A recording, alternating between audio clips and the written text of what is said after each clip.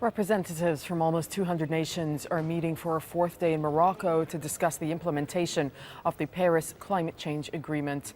The outcome of the gathering will be watched closely by people in Uganda. They're worried about disappearing glaciers. Al Jazeera's Malcolm Webb is walking up Rwenzori Mountains from Kilembe to Margarita Peak, which borders Uganda and the Democratic Republic of Congo. Well, since the beginning of the 20th century, most of the Rwenzori glacier has melted. Scientists estimate what remains will be gone within 10 or 15 years. Here's Malcolm's report. On our journey up to the rapidly melting glacier, we've passed through many different zones as it gets progressively colder and wetter. Rainforest, then bamboo, and now here in the heather zone, there are all kinds of strange plants that look more like something from a psychedelic painting than anything we've ever seen before.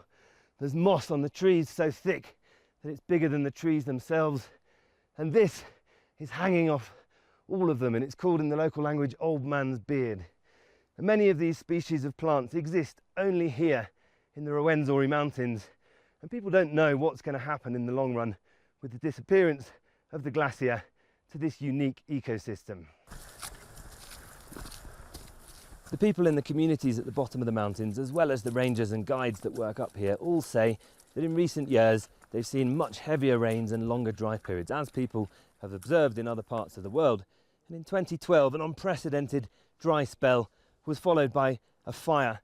You can see the remains of it down here, where thousands of dead trees still stand.